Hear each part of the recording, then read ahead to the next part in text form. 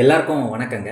இந்த வீடியோவில் நம்ம பார்க்க போகிற டாபிக் என்ன அப்படின்னா, உலகியல் ஜோதிடத்தில் தனுசு ராசி குறிக்கக்கூடிய இடங்களை பற்றி பார்க்க போகிறோம். இதை 3 விதமாக பிரிச்சிருக்கேன். தமிழ்நாடு, இந்தியா, உலகம். தமிழ்நாட்டில் இருக்கக்கூடிய மாவட்டங்கள், இந்தியாவில் இருக்கக்கூடிய மாநிலங்கள், உலகத்தில் இருக்கக்கூடிய நாடுகள், இதெல்லாம் தனுசு ராசி எந்தெந்த இதை குறிக்குது அப்படிங்கிறது தான் இதில் பார்க்க போகிறோம். ஃபஸ்ட்டு தமிழ்நாட்டில் தனுசு ராசி குறிக்கக்கூடிய மாவட்டம் பார்த்திங்கன்னா கோவை மாவட்டம், வடகிழக்கு பகுதி. 2வது மாவட்டம் பார்த்திங்கன்னா ஈரோடு மாவட்டம், மையப்பகுதி. இந்த 2 மாவட்டங்களை தமிழ்நாட்டில் தனுசு ராசி குறிக்குது. அப்போ உங்களுக்கு இந்த தமிழ்நாட்டில் இந்த இடத்துக்கு போனீங்கன்னா சக்ஸஸ் ஆகும். இது எப்படி சொல்லலாம் அப்படின்னா, இப்போ உதாரணத்துக்கு 7ஆம் அதிபதி நின்ற நட்சத்திர அதிபதி தனுசு ராசியில் இருக்குதுன்னு வச்சுக்கோங்க. 7ஆம் அதிபதி நின்ற எந்த லக்னமானாலும் இருக்கட்டும், அந்த லக்னத்தினுடைய 7ஆம் அதிபதி நின்ற நட்சத்திர அதிபதி தனுசு ராசியில் போய் நின்றுச்சு அப்படின்னா, அவங்களுக்கு வரன் கோவை மாவட்டத்துலேருந்து வரலாம், அல்லது ஈரோடு மாவட்டத்துலேருந்து வரலான்னு சொல்லலாம். அல்லது கோவை மாவட்டம், ஈரோடு மாவட்டத்தில் நீங்கள் வரன் எடுத்தீங்கன்னா சக்ஸஸ் ஆகும் அப்படின்னு சொல்லலாம். வேறு மாதிரி என்ன சொல்லலாம் அப்படின்னா, இப்போ தனுசு ராசியில் ஒரு கிரகம் இருந்து திசை நடத்துது அப்படின்னா, இந்த டைமில் நீங்கள் கோவை மாவட்டத்துக்கோ ஈரோடு மாவட்டத்துக்கோ போயிட்டு வந்தீங்க அப்படின்னா உங்களுக்கு வெற்றி சதவீதம் அதிகரிக்கும் அப்படின்னு சொல்லலாம். அதே மாதிரி பார்த்தீங்கன்னா காலபுருஷனுக்கு 9ஆம் வீடு தனுசு ராசி.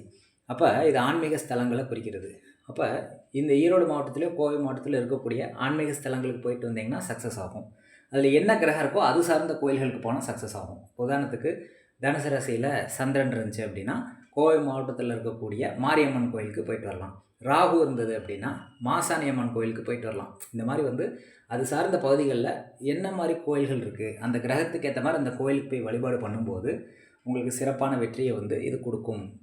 அடுத்து இந்தியாவில் தனுசு ராசி குறிக்கக்கூடிய பகுதிகள் பார்த்திங்கன்னா திருவனந்தபுரம் மற்றும் கொல்லம், கேரளாவில் இருக்கக்கூடிய திருவனந்தபுரம் மற்றும் கொல்லம் இதை குறிக்குது. அடுத்து தமிழ்நாட்டில் தென்கிழக்கு கடற்கரை ஓரங்கள் இருக்கக்கூடிய இடங்களை தனுசு ராசி குறிக்குது.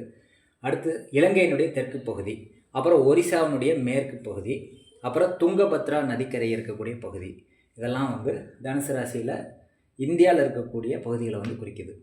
அடுத்து திருப்பதி மலைப்பகுதியை குறிக்குது, வேலூர் மாவட்டத்தை குறிக்குது, மைசூரில் இருக்கக்கூடிய மேற்கு பகுதி இருக்கக்கூடிய இடங்களை குறிக்குது, சித்தூர் அப்படிங்கிற ஆந்திராவில் இருக்கக்கூடிய இடத்த குறிக்குது, தாவன்காரே அப்படிங்கிற இடத்த குறிக்குது, ஹரிஹரம் அப்படிங்கிற இடத்தையும் இந்தியாவில் தனுசு ராசி குறிக்குது.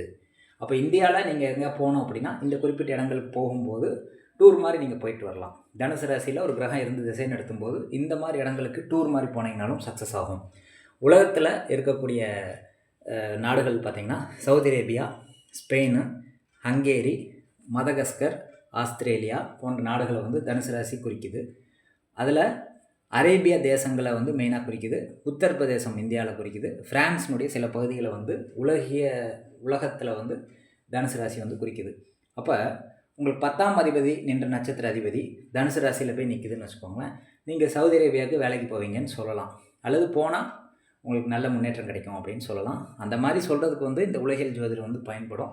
இந்த மாதிரி விஷயங்களை தெரிஞ்சுக்கிட்டு நீங்கள் பலன் சொன்னீங்க அல்லது பலன் பார்க்குறீங்க, உங்களுக்கே நீங்கள் பார்க்குறீங்க அல்லது ஃபேமிலியில் மெம்பர்ஸ்க்கு நீங்கள் பார்க்குறீங்கன்னா கண்டிப்பாக அது பயனளிக்கும் அப்படிங்கிறதுல எல்லளவும் சந்தேகம் கிடையாது. இந்த பகுதி உங்களுக்கு யூஸ்ஃபுல்லாக இருக்கும்னு நான் நினைக்கிறேன். நன்றி, வணக்கம்.